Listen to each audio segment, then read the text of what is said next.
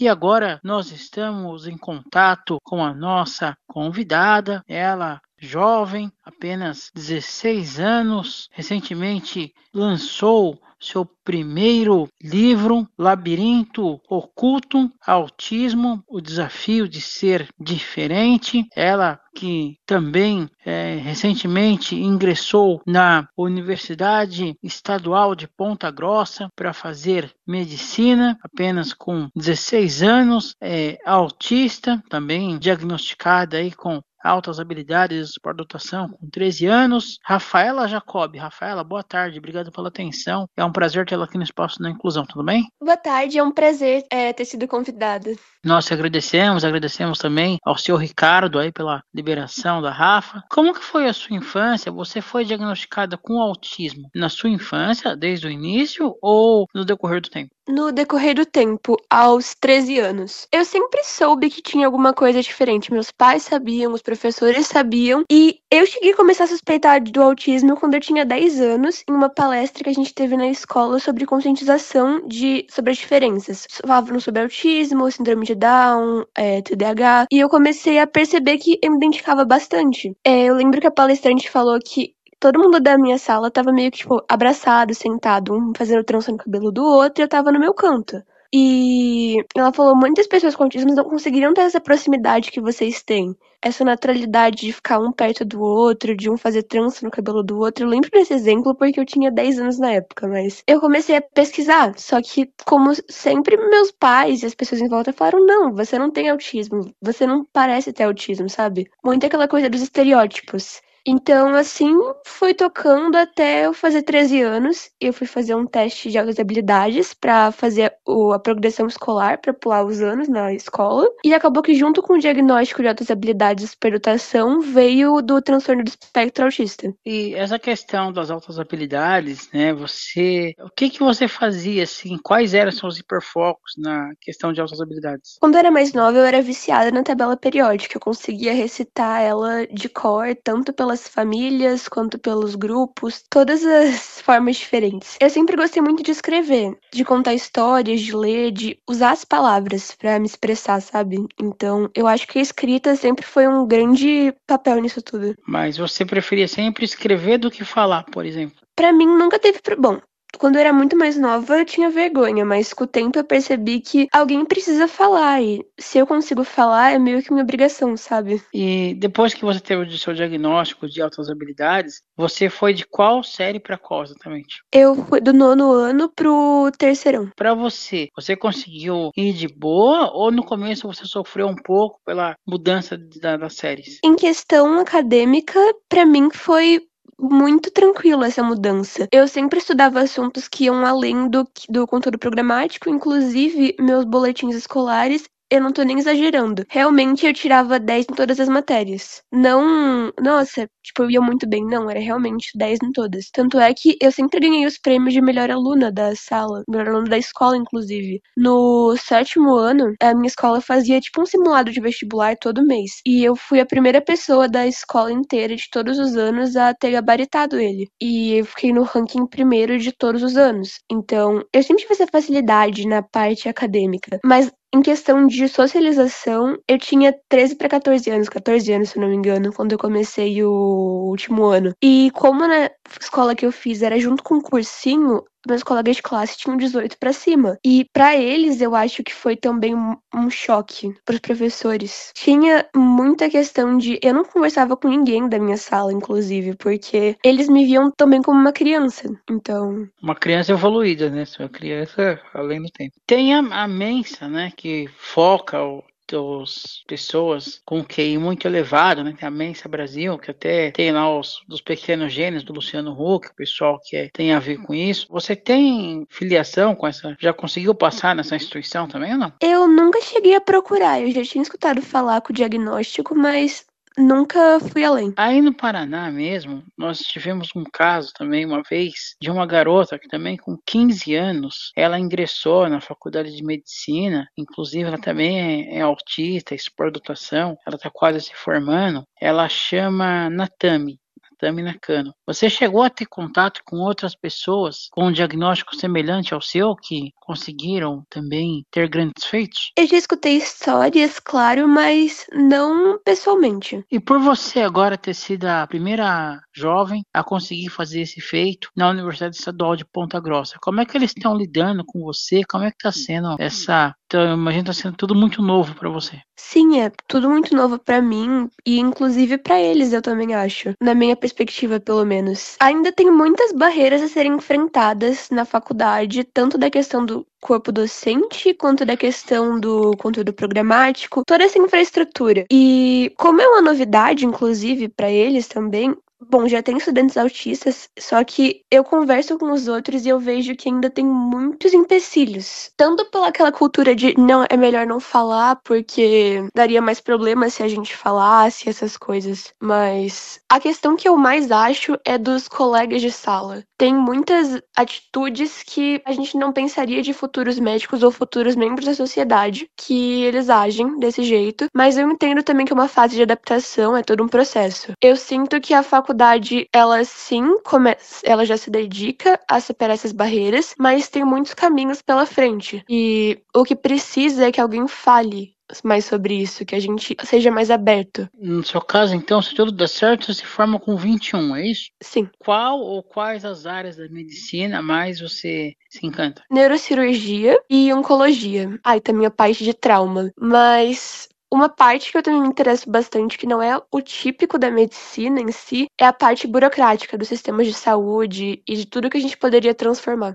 Ah, então você queria também na parte administrativa, algo assim. Eu acho que ainda sou nova pra dizer, mas eu gosto de tudo praticamente. Eu queria fazer muitas coisas ainda. Na sua família tem alguém também da área da medicina? Não. Não. E na questão do autismo, já teve outros casos na família ou você é o primeiro? Até onde a gente sabe é o primeiro. Mas como antigamente não era falado sobre, inclusive uma das coisas que dificultou no meu diagnóstico foi que meus pais, muitos parentes também falavam, mas ela age igual eu e eu não tenho autismo, então. O que a gente vê que é muito comum. Parentes mais velhos são só diagnosticados por causa do auxílio dos mais novos. É, realmente, isso é uma coisa que ocorre muito, né? Bem, muitas vezes o diagnóstico dos filhos ajuda com que o pai ou a mãe tenha o diagnóstico, um primo, alguma coisa assim. E o seu livro? Como que você teve a ideia de escrever o seu livro? Minha psicóloga me incentivou bastante, tanto no processo de autoconhecimento, mas assim que eu recebi o diagnóstico, eu percebi que não tinha muitos relatos de pessoas com autismo mesmo, contando como são as coisas. E várias experiências que eu achava que só eu tinha passado por isso, na verdade, eram comuns. Coisas que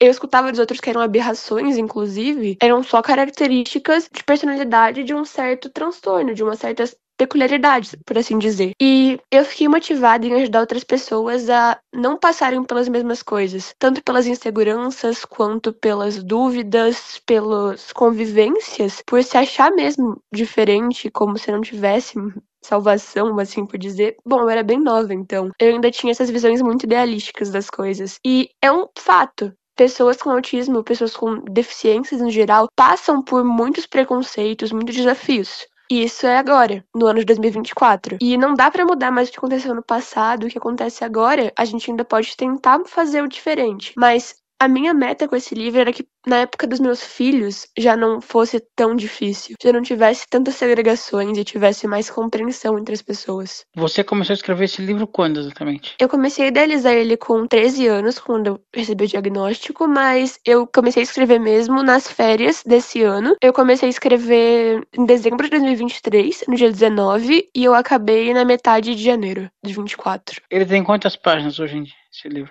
É que com toda a edição que ele passou pela editora, eu não sei porque tem as páginas, a capa, essas coisas. Eu acho que umas 160, 180. Você pretende fazer ele também em audiolivro para que pessoas, mesmo que sejam autistas e até mesmo com deficiência visual, possam ter acesso? Pretendo, mas é uma coisa mais da equipe da editora do que minha, então vamos ver o que o futuro reserva. Ou mesmo braille, alguma... Eu acho muito interessante, principalmente expandir pro Braille. Há pouco tempo eu tive contato com uma mulher que era cega leitura. E ela tava contando pra mim, ela me ensinou um pouquinho como tocar no braille, mas assim, eu não sei nada ainda. Só que eu achei muito interessante essa forma de leitura, por assim dizer.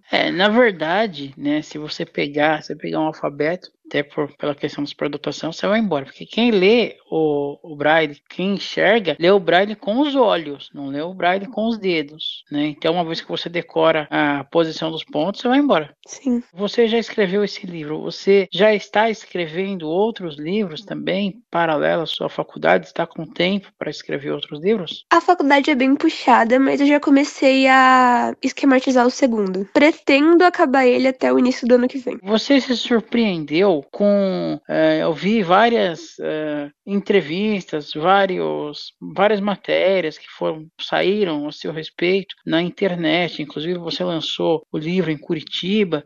Você se surpreendeu com toda essa cobertura que está tendo a sua história? Sim, eu me surpreendi bastante. Tanto que nas fases iniciais do processo de publicação, estavam conversando, a gente vai publicar o livro, mas a gente não pode prometer nada. Porque o engajamento da mídia são coisas que vão além do que você fez, do que a editora pode fazer. Mas eu fiquei muito surpresa, porque assim que o lançamento foi estabelecido, começaram a vir muitas oportunidades. E pra minha idade, principalmente, são coisas que eu nem achava que eram possíveis. E que eu fico muito grata e feliz, realizada, por assim dizer, que deram certo. Sinceramente, o Espaço da Inclusão já tem anos, né, 11 anos, e a gente sempre conversando aí com pessoas autistas, pessoas com outras habilidades, e foi muito bacana ter tido essa oportunidade, ter visto a sua história, estar aqui com você hoje. Como que você faz para conciliar o seu tempo em relação aos estudos, até para você ter uma certa facilidade? Como que você concilia o seu tempo? Eu acho que nem eu sei explicar direito. Eu faço o que me dá vontade de fazer na hora. Se em tal momento eu prefiro estudar certa matéria ou se eu prefiro escrever um livro, eu não consigo fazer uma coisa só ao mesmo tempo, então eu preciso sempre ficar mudando entre atividades. Então, num dia, pra mim, eu posso fazer umas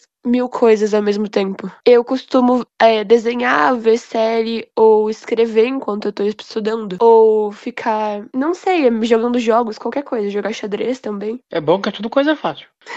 Muitos autistas também têm muita ligação com animais de estimação, alguns até têm o famoso cão de assistência, algo assim. No seu caso, você também tem essa necessidade ou mesmo por gostar? Eu já conversei com isso com a minha equipe pedagógica, com minha psicóloga, e é uma coisa que eu queria bastante, mas pelo menos para estabilidade, por enquanto, tanto das relações familiares, tanto da faculdade, não seria viável para o animal nem para mim. E na questão, nessa fase, né, de faculdade, tudo muito novo, e também entra a questão relacionamentos. Como que é isso para você? Os professores da faculdade, eles são muito compreensivos, eles são muito éticos. Eles sempre, a maioria deles, pelo menos, sempre ajuda e tenta ajudar no processo de integração. Com os meus colegas de sala, a gente mantém uma relação profissional, porque todo mundo lá tá no mesmo propósito, se tornar médicos, mas tanto pela idade eu vejo que tem uma barreira gigantesca. Existe pessoas na minha sala que têm a mesma diferença de idade minha pra eles do que eu e uma criança de 5 anos. Então eu percebo que tem sim essas coisas. Mas é um curso de medicina, todos já. A gente sempre é instruído desde o primeiro ano a começar a se portar como médicos. Então é mais fácil. Então, eu vou perguntar de uma outra maneira. No caso, uma relação, por exemplo, de namoro, por você ter essa questão do autismo e mesmo a superdotação, você considera que fica mais difícil? Sim, na minha visão, sim. Tanto pela maturidade, por certa idade, pelos gostos, pelos ciclos sociais, torna mais difícil. Você acha que teria que ser uma pessoa que tem as mesmas características que as suas? Não necessariamente, mas pra mim a empatia, a compreensão, a confiança entre os parceiros é a parte mais importante. Não necessariamente as pessoas precisam ter as mesmas características, mas se esforçar pra entender as diferenças dos outros. E eu, como uma pessoa com deficiência, sei que isso é muito importante pra o parceiro que eu escolher no futuro. Hoje em dia, com essas questões, né, de superdotação e altas habilidades, você se sente mais cobrada? Sim, em certo aspecto, eu sempre senti que eu fui mais cobrada. Isso eu vejo até do comportamento dos meus colegas e das pessoas ao meu entorno. Se eu erro alguma coisa, se eu não sei alguma coisa, é uma coisa chocante, mas se outra pessoa faz a mesma coisa, tudo bem, sabe? Na escola, ainda mais na faculdade, que é um ambiente competitivo, com todo mundo com os mesmos objetivos, sempre tem essa certa, não pressão, mas estímulo pra continuar o seu rendimento. Mas assim, você considera que por ter já hoje em dia outras pessoas autistas no ramo da medicina, isso de uma certa maneira quebrou um pouco essa barreira? Em uma perspectiva global, eu acho que já tá quebrando. Mas, por exemplo, Ponta Grossa é uma cidade relativamente pequena. E então, nem tanto no ambiente. Mas no mundo eu sei que já tá começando a fazer diferença. Mas no seu caso, você é de Curitiba e faz a faculdade em Ponta Grossa ou você é realmente de Ponta Grossa? Eu sou de Campinas, São Paulo. Me mudei pra Curitiba na época da pandemia e agora eu estou em Ponta Grossa, fazendo a faculdade. E como que foi para você todas essas mudanças? Sair de Campinas, uma grande cidade aqui do interior de São Paulo, às vezes um abraço para todos de Campinas, e para Curitiba também, uma outra grande cidade, né? Uma cidade chamada aí como cidade modelo, né? Enfim, cidades aí do sul do Brasil, e agora para Ponta Grossa. Ah, é uma adaptação bem diferente. Eu gosto de ter coisas acontecendo, de, por exemplo, de cidades grandes. Sempre tem alguma coisa nova, sempre tem o que fazer. Em Ponta Grossa é pequeno, não tem muita coisa, todo mundo se conhece. É como eles falam, ainda tem os hábitos provinciais da cidade. Mas para um ambiente acadêmico, isso até pode ser bom, porque não desvia o foco para outras coisas. Eu imagino que de Campinas para Curitiba foi uma mudança assim um pouco mais complicada. Por assim dizer, são duas cidades grandes, mas com estilos de vida bem diferentes. É porque Campinas é meio que uma cidade interiorana, né? Apesar de ter indústrias também, mas é mais ao interior de São Paulo. Eu não sei se eu diria isso, porque eu, na minha opinião, acho que Campinas é uma cidade maior que Curitiba, nesses aspectos, em questão de desenvolvimento, pelo menos na minha experiência na cidade. Os shoppings eram gigantescos, as lojas. Muitas vezes as coisas chegavam primeiro lá do que nas outras capitais, pela proximidade com São Paulo. E quando você estava morando em Campinas, você ainda não sabia ainda. Tinha a ideia, mas ainda não tinha o diagnóstico formado de autismo. Sim, tanto que a minha vinda para Curitiba foi por motivos de muito relacionados ao diagnóstico. O Paraná é o único estado que permite a progressão escolar, que era o que eu e meus psicólogos a gente chegou à conclusão que ia ser a melhor escolha. Minha família também. Então eu precisava estar no Paraná para conseguir do 9º ano pro 3º ano. Você considera que se você não tivesse conseguido essa questão da progressão escolar, a escola para você, ao invés de ser algo legal, poderia causar uma desmotivação para você? Com certeza, mas pelo menos na escola que eu estudava, meus professores sempre me deram uma atenção extra. Eu fazia algumas tarefas que não eram tanto do conteúdo, eu sempre tinha essa motivação, mas quando você tira 10 em tudo, não existe muito onde você foca. Realmente é fora do comum, é uma coisa assim espetacular. Daria para você fazer suas coisas e ainda dar aula para os amigos. Eu, com 11 anos, fui chamada para ser monitora do ensino médio, inclusive. Mas logo depois veio a pandemia, então eu nunca cheguei a fazer isso. Era uma proposta da escola Ô, para Rafa, eu avançar nos estudos. e no período da pandemia, o que que você fazia, assim, já que tinha que ficar em casa, né, para poder matar o tempo e ao mesmo tempo ter algo diferente para fazer? Eu aprendia línguas, eu escrevia, desenhava e acho que como todo adolescente na pandemia também vi muita série. Essa questão de línguas, quantas línguas você chegou a aprender? Como eu vi muitas ao mesmo tempo, eu não diria com fluência, mas eu estudei latim, grego, alemão e francês. Porque eu já falava espanhol e inglês. Dessas aí, quais que você fala ainda hoje? Latim, grego, essas línguas francês, qual que você ainda fala? Latim e grego eu estudo mais na parte da literatura, então não muito ao ponto de falar. Por mais que eu acho que meu sotaque já esteja melhorando com o tempo. Agora eu estou pegando de novo o francês para dar uma estudada. E o alemão, as outras ainda você consegue falar bem. Moderadamente. Na época da pandemia que eu fiz os avanços, então eu fiz todas as provas de todos os anos, desde o nono ano até o último ano, em um ano. Então eu não tive muito tempo pra estudar outras coisas. Em cima disso, essa facilidade que você tem com línguas, na internet você conversa com outras pessoas, hoje com a facilidade que tem, com outras pessoas autistas de outros, ou mesmo com outras habilidades de outros países também? Não, eu não chego a conversar, mas como eu disse anteriormente, eu escuto as histórias, eu pesquiso, eu vejo sobre. Mas essa forma de contato, ainda não. Aliás, tem um garoto, não me lembro agora se é Paraná ou Santa Catarina, Rafael Maier, né? Hoje ele já está com seus 9, 10 anos. O menino aprendeu várias línguas, com 4 anos ele já falava alguns idiomas com a família, né? Um caso assim também bem. Fala mais de 10 línguas também. Sim. Hoje em dia, em algum momento você se sente sobrecarregada? Além da naturalidade de ficar sobrecarregada na faculdade, lógico, sempre tem essa pressão, ainda mais agora que eu publiquei um livro, mas não, eu sempre lidei com isso com muita naturalidade. Você comentou que você gosta muito de desenhar também, né? E nós temos aí vários colegas da área autística que desenham, né? Por exemplo, Rodrigo Tramonte, William, né? Entre outros. Isso você acredita que de uma certa forma é uma maneira do autista se expressar sem que ele precise ter contato ali, ficar falando com as outras pessoas? Só através do desenho ele passa o que ele quer dizer? Com certeza, as artes, tanto a música quanto o desenho, a pintura, sempre foram uma forma de expressão. Não verbal, mas mesmo assim de uma forma. Eu, particularmente, gosto de me expressar pelas palavras. Também gosto de desenhar, mas nunca tive essa dificuldade de falar. Mas eu sei que para muitos autistas é a única forma que eles conseguem de se expressar. Tanto é que tem os casos não verbais, que são as imagens é uma forma muito efetiva da comunicação, tanto pela simplicidade quanto também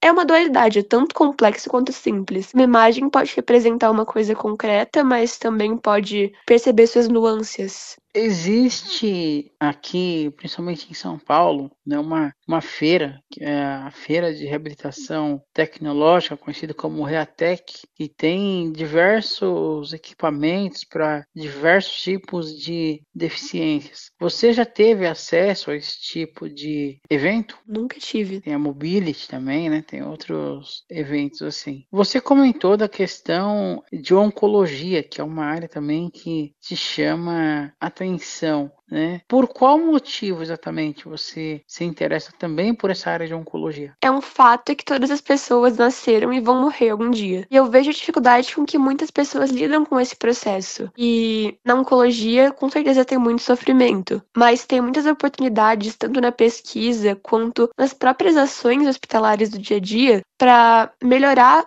as condições dessas pessoas que estão em sofrimento. Eu nunca tive nenhum parente com câncer, nem nada, mas eu sempre vi como as pessoas ficavam tangenciando o tema e não pensavam em resolver ele em si. É uma área que vão ter mortes, vão ter sofrimentos, mas esse poder transformar, esse poder ajudar no processo, pra mim, sempre foi um dos motivadores. Se você não tivesse passado na Universidade Estadual de Ponta Grossa, você pensava, imaginava em fazer um intercâmbio fora do Brasil? Sim, mas eu nem tive ensino médio e durante tudo isso teve a pandemia, então não era uma coisa que estava dentro da realidade. Ah, então você formou no ensino médio, ali no, por passar os anos e logo em seguida já ingressou. Sim. É claro que é evidente que da escola para a faculdade tem as diferenças, né? O que você mais sentiu? Acho que o método de ensino. Eu sempre fui uma pessoa mais prática e os exercícios que a gente fazia na escola, pelo menos eu gostava bastante. Na faculdade é muita leitura e por mais que eu goste de ler, eu gosto da parte dinâmica. Eu não consigo me adaptar muito com o ambiente de sala de aula, de professor fala, a gente copia e tem a prova depois. É ficar muito teórico, né? Ali você lê o Sim, slide e tal, mas normal na massa que é bom nada. sim. E você tem ideia quanto tempo ainda vai demorar para que você vá para laboratórios, esse tipo de coisa, e comece a colocar realmente Eu já comecei. A gente começa aí desde o primeiro semestre, tanto para o hospital, para os atendimentos, quanto para os laboratórios das matérias específicas. Isso é uma coisa que eu valorizo bastante no programa da UEPG de Medicina. Poucas faculdades abrem esse espaço para os estudantes de primeiro ano, e eu acho muito importante esse contato para realmente desensibilizar, tanto para ver se é o que realmente você quer, quanto para perder o medo, que a gente sabe que existe. O medo da primeira vez de ver um cadáver, o medo da primeira vez de ver uma cirurgia. Você comentou de uma outra neurocirurgia, é isso? Sim. Como que seria essa área para você, né? Quais as facilidades que você acredita que você teria e quais as dificuldades? A minha escolha por neuro é pelo meu fascínio pelo cérebro humano. Ele é uma parte tão relativamente pequena, mas que controla todo o nosso ser praticamente. Eu sempre gostei do mistério, do fator de surpresa também da coisa. Porque o cérebro, nenhum é igual. Não que todos os órgãos sejam iguais, mas tem essa coisa do misterioso relacionado a ele. E é uma área muito delicada, que leva muito detalhes. E eu sinto que eu tenho certa facilidade para isso. Para as sutilezas que são necessárias, tanto para. Mas, lógico, tem suas dificuldades porque a maioria dos hospitais oferecem só uma vaga de neurocirurgia por ano na residência. E precisa de uma coordenação motora fina muito aguçada. Mas por mais com as barreiras e com as dificuldades, é uma área que eu sempre me interessei bastante e que eu sinto que eu tenho facilidade, mais propensão para essa área. Tanto aqui nas aulas de anatomia, as partes que eu mais me destaco são nas áreas de neuro, no cérebro, no tronco encefálico, em geral. E essa questão da coordenação motora seria um empecilho para você ou é algo controlável? Controlável. Lógico, eu nunca vou ser uma jogadora profissional de nenhum esporte, mas eu consigo manejar no dia a dia. E de que maneira você acredita que a inteligência artificial vai ajudar na medicina? Pra mim é uma coisa que tem dois lados. Por um lado, eu reconheço nas que pode ajudar e muito, mas eu também tenho certo receio do que ainda vai acontecer no início. Ajuda principalmente na parte dos diagnósticos, nos que a gente chama de tabelos, que vão seguir perfeitinho a receita dos livros, por assim dizer. Todos os sintomas, todas essas coisas, vai economizar tempo. Também facilita na telecomunicação. Dá pra você fazer consultas com especialistas em outro lugar do mundo sem precisar se locomover. O acesso à informação, a pesquisa fica mais fácil. E as possibilidades de, inclusive, usar a inteligência artificial para novas ideias são gigantescas. Mas, por outro lado, isso são nos casos padrões. A medicina, como meus próprios professores falam, é mais uma arte do que uma ciência. Então, limitar ela a apenas uma tela de computador e é um conhecimento que vai ficar teórico, por assim se dizer, sem as nuances, sem os sentimentos que são parte do nosso complexo humano. Podem interferir muito nos diagnósticos.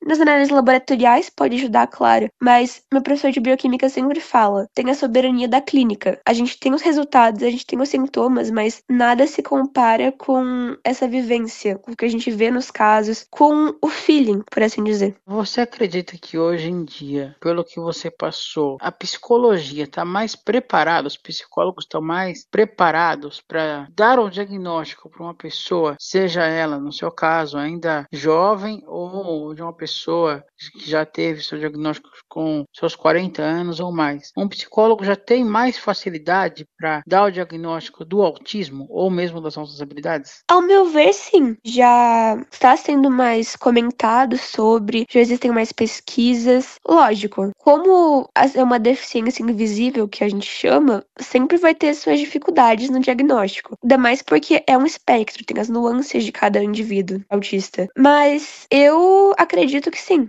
eu espero que sim. E aqui a cada ano esse processo de diagnóstico vai se tornando mais simples, que as pessoas vão entendendo mais. E nisso eu acho que tem um papel muito importante dos pedagogos, que têm o contato diário com as crianças. É um ambiente que seria muito propenso a que a gente consegue ver aflorando essas características, mas a maioria das escolas não estão preparadas ainda para todas essas mudanças. Desde que, lógico, de Hans Asperger, desde do Eugene Bleuler, já muita coisa mudou.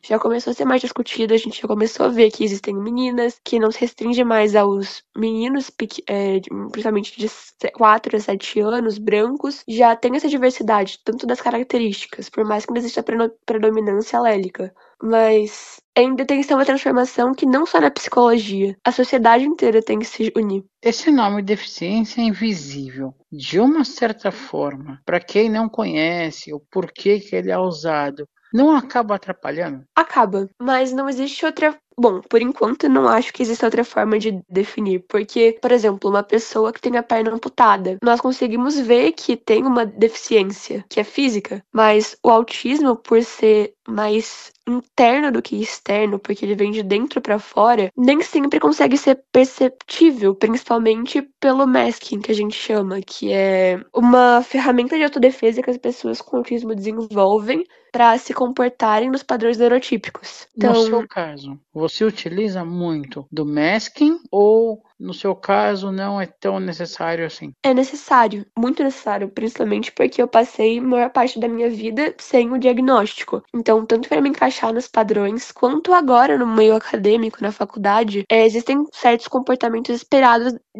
dos jovens. Por mais que eu ainda tenha 16, 17 anos agora, já de mim já é esperado um comportamento de uma adulta. Então eu tenho que, por mais que nós sabemos, eu sei, que os comportamentos autistas são só comportamentos, não quer dizer que seja infantil, ou adulto, ou nada do tipo. Inclusive, eu luto muito pra quebrar esses preconceitos, essas barreiras. Não é assim que é vista pelas outras pessoas. No meio de uma consulta no hospital, quando a gente tá fazendo como assistentes, eu não posso começar a fazer fidgeting, eu não posso começar a olhar pro nada. Eu tenho que ter certa postura.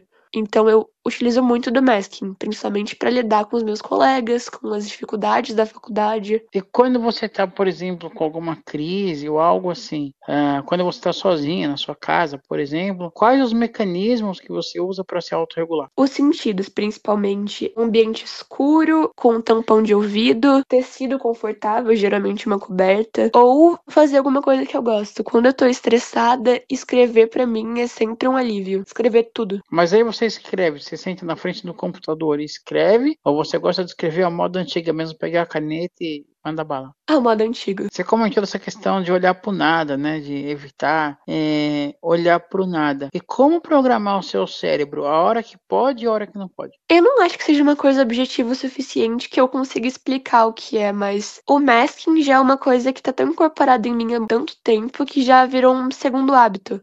Às vezes, claro, eu deslizo e as pessoas acabam percebendo. Inclusive, já me colocou em várias enrascadas, por sinal. Mas é como uma intuição. Eu observo as pessoas ao meu redor e vejo como elas estão se comportando. Quando você fala que te colocou em várias enrascadas, você teria como exemplificar pra gente? Às vezes eu sou muito sincera, então várias vezes eu acabo tratando de certos assuntos que existem um tabu em volta deles com naturalidade e as pessoas ficam desconfortáveis. Ou, por exemplo, quando eu tô prestando muita atenção em alguém, eu não necessariamente tô olhando pra ela, eu provavelmente vou estar fazendo outra coisa, escrevendo, desenhando. E muitas vezes os professores achavam que era desrespeito eu não tá prestando atenção 100% na aula, mas eu só presto atenção 100% se eu estiver fazendo outra coisa. E o fato de muitos autistas serem literais, isso também te atrapalha? Sim, em questão de entender as piadas e certos comentários, eu utilizo o senso crítico na maioria das vezes pra tentar analisar, mas mesmo assim existem coisas que ainda me passam e eu não consigo exemplificar nenhum momento agora, mas às vezes, principalmente com meu pai, ele faz alguma piada. Sabe aquelas fitinhas que a gente fecha o saquinho, tipo, que chamam de enforca-gato?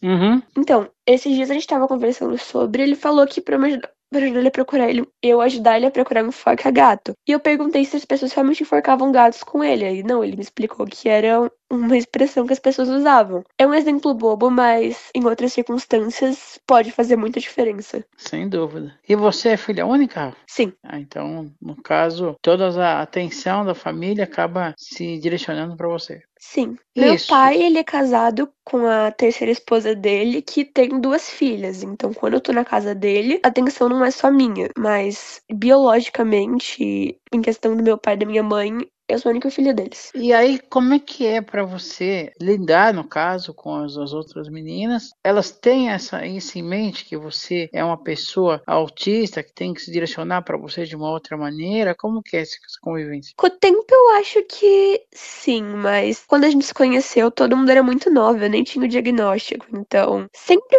vão ter essas diferenças, principalmente antes do diagnóstico. Uma pessoa que não passa por esses problemas não consegue entender 100%. Eu sei porque meus pais mesmo, antes deles descobrirem que eu tenho autismo, eles não entendiam tanto, eles não viam o problema no tratamento diferente. Inclusive, antes do diagnóstico, eu já escutei muitas piadas sobre autismo vindo de pessoas próximas a mim, inclusive. E depois eu vejo que as pessoas começam a se controlar mais, a falar sobre o assunto, mas é uma coisa que só quem vive consegue explicar 100%. Você acha que depois da LBI, Lei Brasileira de Inclusão, que englobou também a questão do autismo, até mesmo para o mercado de trabalho, as pessoas autistas terão mais oportunidades? Em teoria, sim. Na prática, a gente ainda sabe que tem muita discriminação, tanto no mercado de trabalho quanto em qualquer situação. Quando eu estava fazendo vestibular, eu fiz na sala separada com todas as coisas que o espectro requerem que eu precise de uma certa atenção extra. Mas a instrutora que foi aplicar a prova, ela tinha falado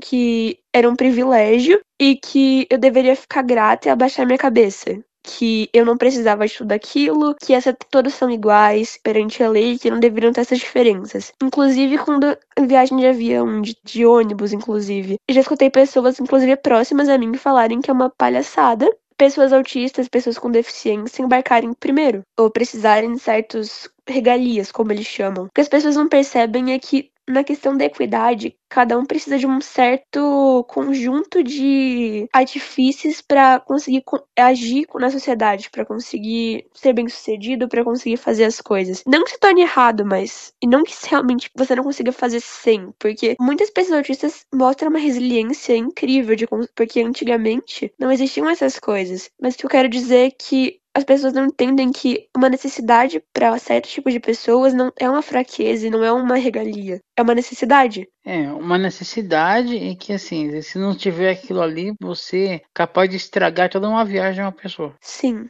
Eu sempre fui muito focada no horários, em padrões. E, por exemplo, ficar muito tempo de pé ou muito tempo esperando, eu não consigo ficar muito tempo parada. Então, pra mim é muito maçante. Em uma prova, eu preciso fazer em uma sala separada porque qualquer barulho já me distrai e eu começo a fazer outra coisa. São coisas que pra certas pessoas pode parecer bobo, mas, por exemplo, uma pessoa que não escuta, que não enxerga, a gente já tem mais essa aceitação social sobre as necessidades de cada um. Mas com essas deficiências invisíveis, como eu tinha falado anteriormente, é mais difícil. Muitas pessoas acham que é frescura ainda. E é um desafio a ser superado. Essa questão de eu não conseguir ficar muito tempo parada. Uma academia, por exemplo, você acha que faria bem para você, que você queimaria um pouco da sua energia? Eu nunca fui muito esportiva, mas eu acho que esse meu não conseguir ficar parada não é tanto de esportes, é mais de ação. Eu preciso estar pensando em alguma coisa, fazendo alguma coisa. Não necessariamente na questão atlética, mas escrevendo, desenhando ou mexendo minhas mãos. Entendi. Quando você faz as suas atividades, né, no caso, escreve, ali você pensa o tema na hora ou você já tem temas assim que você costuma escrever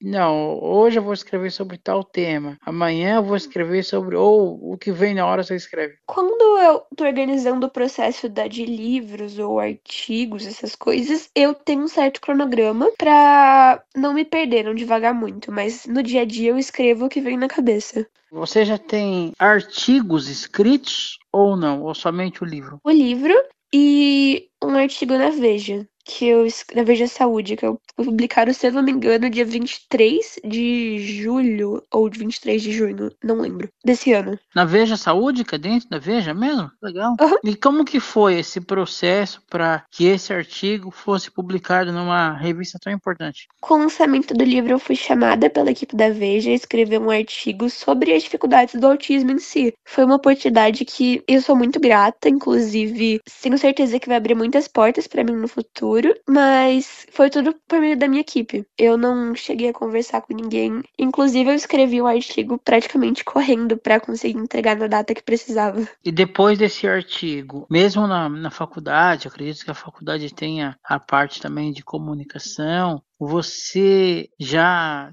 teve outros chamados? Por enquanto, já tive as entrevistas e já tenho os trabalhos que eu estou fazendo na faculdade, tanto na comunicação das ligas acadêmicas quanto na escrita mesmo dos artigos, que é um aspecto fundamental na faculdade, tanto a pesquisa quanto a extensão. Mas acho que por enquanto é isso. Algo que hoje em dia muita gente opta por fazer é a área de palestras. Você pensa também, até por ser bastante jovem ainda e já com conhecimento muito amplo, em ir também para essa área de palestras? Com certeza, a educação é a forma que a gente tem de transformar o mundo, então.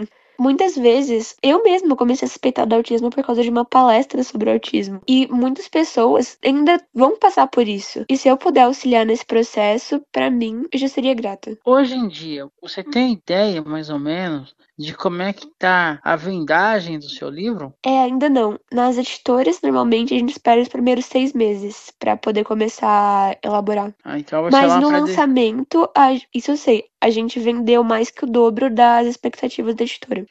Então você vai ter uma ideia mais lá para dezembro, mais ou menos, Sim. que você vai ter uma ideia de quanto que vendeu. Esse livro ele está à venda, além das editoras, nas qualquer livraria ou é mais por algum site específico? Na maioria das livrarias, eu acredito que já esteja, nas livrarias Curitiba, na Leitura, no São Paulo, no estado de São Paulo. Eu sei que na maioria delas ela já tem fisicamente, mas eu mesma já fui procurar algumas vezes, alguns lugares já tinha acabado e não tinha ainda. Então, no site da Hiperlivros, que é da editora, sempre vai ter, na Amazon, que é simples de pesquisar também. A Amazon é pelo Kindle. Não, físico. Bom, Rafaela Jacob, em nome da Web Rádio Teletema, do programa Espaço da Inclusão, gostaria de agradecer demais a sua gentileza, a sua atenção, a sua cordialidade aqui com o nosso programa. Gostaria que você deixasse as suas considerações finais. Se você quiser passar também seus contatos, já que você é uma menina que fala várias línguas, se quiser passar suas considerações finais aí em português e escolher uma das suas línguas, já que a gente está aí para o Brasil e para o mundo, aí pela internet, fica à vontade. Bom, eu que agradeço de estar aqui hoje. Meu Instagram é rafaela.m.jacob, tudo junto. Eu tô mais ativa nele hoje em dia para falar sobre as questões de autismo também, sobre a rotina de uma estudante de medicina, ainda mais com a minha idade. Meu TikTok também, rafaela.m.jacob. E eu acho que eu queria concluir dizendo sobre... Muitas pessoas me perguntam como que a gente tem que tratar os autistas ou como que eu gostaria de ser tratada. E pra mim é uma coisa simples. Empatia, compreensão. A gente fala tanto sobre essas coisas, mas é uma deficiência. Mas, acima de tudo, é uma característica de personalidade de alguém. Em vez de a gente ficar rotulando e pensando nessas caixinhas, a coisa mais simples, mais efetiva a se fazer seria se colocar no lugar do outro. E no outro idioma você conseguiria fazer? Inglês, tá. Fazer inglês, que é a língua que as pessoas falam mais. Autism is like a new thing and the world is trying to understand it. The same way we are trying to understand it, but my point is, for us to make a difference, we need to have empathy for each other. We have to try to put ourselves in each other's shoes. I know it's hard and I know it's normally not that simple, but if we need to change the world, we need to start changing our own actions. We need to start looking at what we're doing, the people we are with. And if I could, I would do more, but I'm just a person. We need to, as a society, as a group of people, change. If each one of us try to push a step forward in how we're seeing the disabilities, how we're acting towards it, it'll be enough. Eu acho que é isso. Ok, conversamos com a estudante de medicina e escritora de um livro, Rafaela Jacob, aqui na Web Rádio Teletema, programa Espaço da Inclusão.